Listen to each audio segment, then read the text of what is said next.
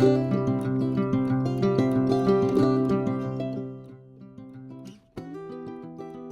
everyone, I'm Tara from Wild Bird Farm. I garden here in Zone 5 in central Iowa. It is hard to believe that while we were on vacation, 5 days ago we were in a blizzard warning, because today the sun is out, it is not windy, and I see green everywhere. So while we have started a lot of projects in late winter, I thought it'd be fun to just check on some things. Check on things I've direct sowed in the hoop house, check on things I am overwintering in the hoop house and out in the field, things I'm starting to harden off, my lettuce bed, all the things. So let's just do a little walkabout today and check out all the green. So we're just going to start sort of at the south side of our house here. If you remember, we had to get a little bit creative with starting some lettuce seeds. My cat loves to sit on top of this raised bed because it is on the south side and it's very warm. So we added this old window to sort of protect the seedlings, and the lettuce is popping up. It's doing really good. Now I have had to water it quite a bit because it's covered. It's not getting the rainfall. You can see we had some dirty rainfall. There was a lot of dust in the air the other day. So having to keep that watered. Now we're going to swing over slowly here just to see what I have started hardening off. I love putting things in the garden cart. It's very easy to just pull this into the garage or into the shed at night and pop it out the next morning on whatever side of the house is most protected. Now these were out 2 days ago for a few hours, and then yesterday it was so windy they stayed in the garage all day. Today they are out on the south side. They'll be out here for probably about 3 hours, and then they're just going to progressively get more sun throughout the week. And if we don't have too much rain this weekend, they are going in the ground. So what we have are some of our mammoth and coral colored sweet peas. Now this is a second round because I killed the first round when our heater in the shop went out. We have some feverfew looking great. Now this is just going to add to my patch because I love using feverfew, and this way we'll hopefully have a couple successions. Now this tray right here is a mixed group that I got in from Ball Color Length. We have some delphinium in here, all looking really good. I've showed you guys these before. I did an unboxing. This is a white salvia. Let's see, we have a grass that I'm going to put in my landscape. These really look a lot better than when I originally showed them to you. And then we have some baptisia that wasn't showing any growth, but now on almost all of them, I see some growth popping up. And then, of course, here are the My Castle, I believe they are called lupin. They are the pinky red colored ones, all looking really good. I gotta show you the roots on these. Now they don't like their roots being disturbed, and they have got the roots coming out the bottom, so I really want to get these hardened off and in the ground soon. We're walking up to the front of the shop here. I pulled a lot of the seedlings out. They're only going to be out here for about an hour. They haven't been out much yet. I have a lot of status. Hopefully this is going to be a great status year for me. This is status. Let's see. This is the pastel blue and white. Then we have more pastel blue here. That's one of my favorites. Of course, I lost most of my stock when our shop heater kind of went down on us for a night. These are all the stock seeds I have left. These will be going in my tunnel here probably in the next couple weeks. We have some straw flower. What is this one called? This one's the peach. Now I have some volunteer. I think this might be anise hyssop. If you guys know what that is, let me know. Sometimes I have volunteers when I don't get my trays cleaned out. Apricot status. Let's see, rose status. This is a mixed tray here. We have some of my saved dahlia seeds. A few white straw flower. I had really horrible germination, and then some coleus that I'm growing for pots around the house. This is some Barlow Columbine. Really excited how that's looking. Let's see, a few, what does that say? Oh, a few of the zonal geraniums here. This is the salvia that I started from seed. Did not have good germination on that. And then here's some pink nicotiana that will be going in my landscape beds. We have some pincushion flower. This is the white snow maiden. Wasn't planning on growing this, but since I lost a lot of the stock and this is pretty early to bloom for me, I popped some in a tray here. The Kelway Golden Chamomile, and then my regular German chamomile is doing awful. I don't know what the deal is. Maybe older seed. It's usually pretty easy to start, so I'm not sure what's up with that. And then this is a tray of raspberry rose straw flowers. Didn't have great germination on some of my straw flowers either. I may start another tray or two to get some successions. So again, these will be out just about an hour or so today, just letting them get a bit of natural sunlight, and then they'll go in and get a nice watering. Now back down at the south bed, I am seeing a lot of daffodils pushing through and some alliums as well. It's always exciting when I see these first signs of green. So here, lots of daffodils, and then this is one of those large purple alliums. Also seeing some Dutch iris popping up, more daffodils down here. Quite a bit of mum regrowth. Usually those are a little bit later. I'm surprised there's so much growth there.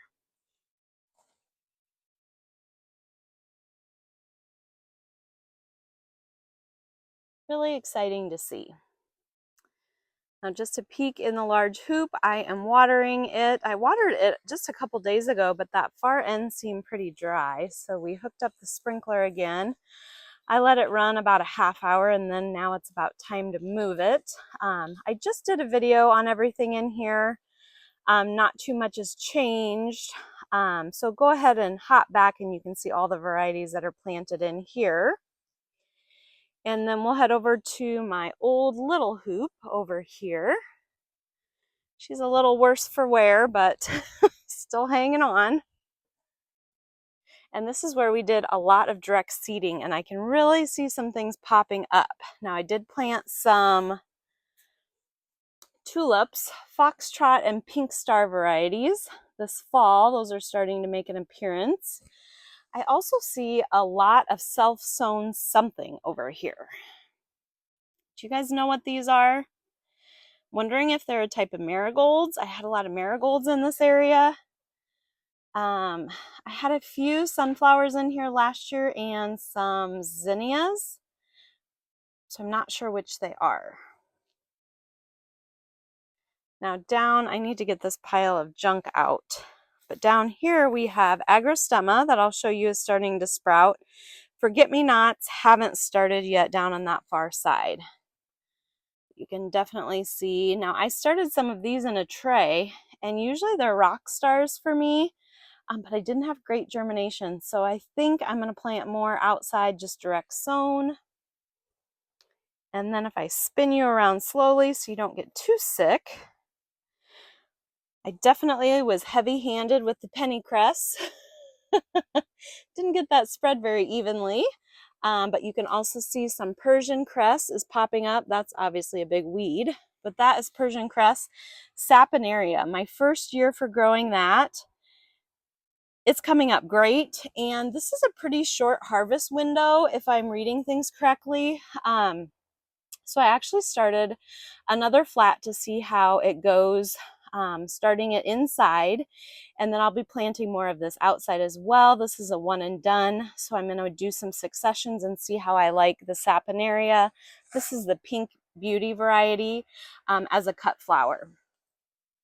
Not too much action on the larkspur, although I think I do see a few of them starting to pop up.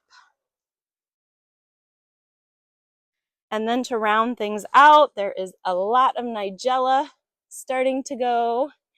And I think I see a lot of Orlea starting. And then there is also a lot of Sweet William all over. Pretty much in every empty spot, you can spot some Sweet William. So I would say our direct sowing looks great. And then finally, out where I have my annual field, we have 3 garden beds, and we're going to be putting in 1 more block over there. Lots of cleanup needed. High level plan for this year is I plan on having this full bed full of dahlias. I'm going to have another bed full of celosia and zinnias and a few other warm season annuals, cosmos.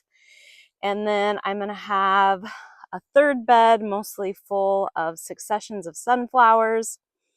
And then that final bed that we'll be planting, I'm going to put reseeders out there that I use for cut flowers. And we'll run through a whole list of what I plan on putting out there. There might be some feverfew, some chamomile, that golden kelway that we looked at, anise hyssop I have established out there, but it's a little bit outside of where the bed will be. Just things that are easily reseeding or things that I can throw down seed for. Now this is one project over here along the fence line. I let the weeds get way out of control last year. This is where I put in a lot of columbine, and I can see it's doing really, really well. But I'm not sure I'm going to be able to just hand weed all of this out. I came out earlier and it's definitely still alive. This isn't just all dead stuff that can be picked up. I'm going to try it because it is looking so well established. Earlier, my thought was to dig up all these clumps and move them and tarp this area to really get this grass weed out. But these are doing so good. They've come up a lot since I've looked out here. That maybe I will, now I'm thinking maybe I will try and weed it again. I have the Nora Barlow columbine that I want to add down here, but I need to make sure that I'm going to be able to keep this weed free. Columbine is just such a great plant in our area. It's a perennial. It's early to come up, no fuss. I've never seen insects bothering it. And I'm going to have a pretty good stand here. So now I'm rethinking things. Instead of digging these up, since they do look so good, I think I'm going to try and do my best at weeding, and then I may put down cardboard and then more mulch and really try and like tackle these weeds. But some of this is just, I mean, it's thick and it's still alive when I'm pulling it up. So it's going to take some work. And I want to say they come down to about here. So maybe there is a part of this that I could tarp, because this whole area is just absolute chaos. My fault because I did not stay on top of it. Now this is where I have tulips. It was a dahlia bed last year when I dug the dahlias out. Like you can see this one right here. Didn't get put away. Which one was this? Brown sugar. I went and planted tulips. So we have, I don't know, 4 rows-ish. They're all starting to pop up. Hopefully you can see that on camera. I did put tags in, so I was a little bit more organized on keeping track of the varieties that I'll have this year. I had a lot of new ones, like Dallas. I've never had that. I had to do some substitutions just because tulip buying was so crazy last year. But hoping I find a couple winners out of what I'm growing. These over here are the parrots, which have in the last couple years just been my absolute favorite. So these did finally get some rain. It was about a little dry out here, but I'm liking how they're looking for late March. And then we are standing out close to where that 4th box will be. So there's the hoop house. And here I have some perennials and reseeders. This is where I want to add more in. This is the anise hyssop. This will be the 3rd and maybe 4th year for some of this. Don't see too much green yet. But eventually I'll come out and cut down all the dead, and then you'll kind of see new, actually you can see it here. There is some new life starting, one of those purpley green. So some of this I will try and transplant because it's kind of out of the box. This was that Kelway Gold, and you can see that it's coming back like a champ. So at some point I'll come out and kind of trim down all this dead matter, and we're going to have some good regrowth of plants here, looking really good. This is kind of one of my favorite things in early spring, to come out and see what reseeded and what's coming back. Now over here, this was a type of, that's just a weed. This was a type of feverfew, and I am not sure, hoping it comes back. Don't see it greening up too much yet. Let's go look at the perennials real quick and we'll wrap this up. I lied, I came down farther to the pollinator strip because we have some yarrow and some mountain mint. This is mountain mint, and if we follow it down, you can see some new starting. Can you see that on camera? Hopefully you can. And let's see, this is yarrow, which is of course a kickbutt perennial, and you can see it is greening up. I'm going to come back for us this year. All right, now up to the perennials. Okay, up at the perennial rows, I don't imagine we'll see a lot. We'll just take a quick peek. Bachelor's buttons here, direct sown last fall. I see a couple. Also looks like I need to weed. Some nigella, probably not up quite yet. I do see some daffodils. It looks like something maybe chopped off the tops of them. I planted daffodils down the middle of a lot of these rows. Now this is this, oh, there's some more daffodils coming up. These are feverfew. I believe this is the Venmo single. So these were planted out last fall. I see a lot of clumps with a little bit of green. They look rough now, but they're going to come back. And I don't know what that is, a weed or a bachelor's button, but we're going to get it out of there. So you can see there's a lot of die off, but then there's the bright green coming back.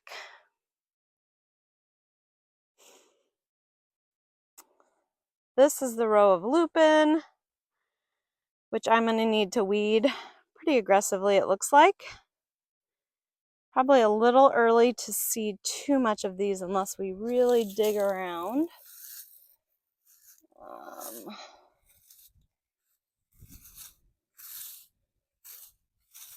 I'm not seeing too many of those yet. This is more feverfew in this row.